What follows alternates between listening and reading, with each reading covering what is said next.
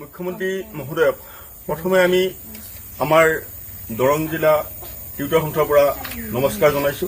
আজি আমি আমাৰ দৰঙৰ নগৰবাহী উচ্চ মাধ্যমিক বিদ্যালয়ৰ প্ৰয়াত 23 অক্টোবৰত মৃত্যুবৰণ কৰা টিউটৰ নবুয়ত আলীদেৱৰ গৃহত আমি উপস্থিত হৈছো আৰু তেখেতৰ পৰিয়ালবৰ্গক আমি তেখেতৰ মৃত্যুত শোক প্ৰকাশ কৰাৰ লগতে আমি মতৰ ভাৱ বিনিময় কৰোঁ। আমি জানিব পাৰিলোঁ তেখেতৰ কণমানি 4 বছৰীয়া পুত্ৰ সন্তান এৰি আৰু পত্নীক এৰি লগতে মা দেউতাক এৰি তেখেত স্বৰ্গগামী হয়। আমি এইখিনিতে আমি অসমৰ মুখ্যমন্ত্ৰী মহোদয়ক কাতৰে অনুৰোধ জনাব বিচাৰোঁ যে যিহেতু তেখেতৰ নবুয়ত আলী দেৱৰ 10 বছৰ কাৰ্যকাল থাকি গ'ল, এই 10 বছৰত তেওঁ যিখিনি 10 বছৰৰ যিখিনি বেতন পাব প্ৰতি মাহে তেখেতৰ পত্নী মমতাজ বেগমক দিবৰ কাৰণে আমি মুখ্যমন্ত্ৰী মহোদয়ক ইয়াৰ পৰাই অনুৰোধ জনাইছোঁ। আজি আমি টিউটৰ শিক্ষক নবুয়ত আলীৰ এই অকাল বিয়োগত গাঁওবাসী সঁচাকৈ অতিকে মৰ্মাহত হৈছোঁ আৰু তেখেতৰ আজি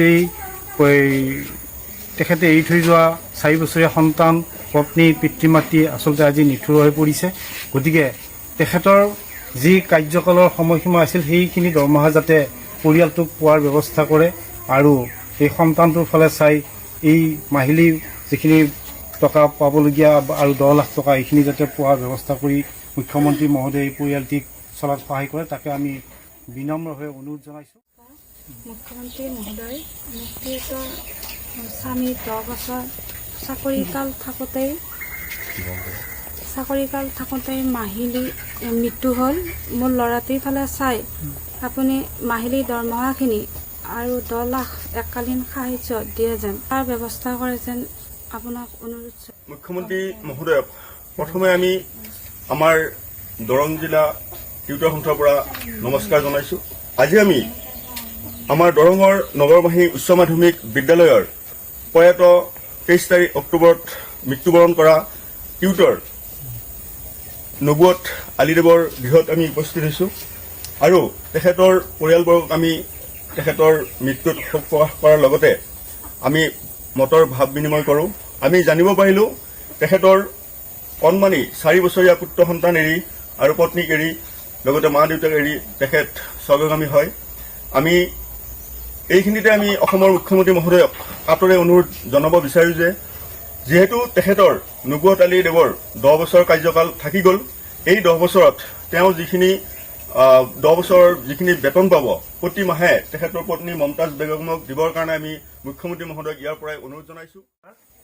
আজি আমি টিউটৰ শিক্ষক নবুয়ত আলীৰ এই অকাল বিয়োগত গাঁওবাসী সঁচাকৈ অতিকে মৰ্মাহত হৈছোঁ আৰু তেখেতৰ আজি তেখেতে এৰি থৈ যোৱা 4 বছৰীয়া সন্তান পত্নী পিতৃ মাতৃ আচলতে আজি নিঠুৰ হৈ পৰিছে।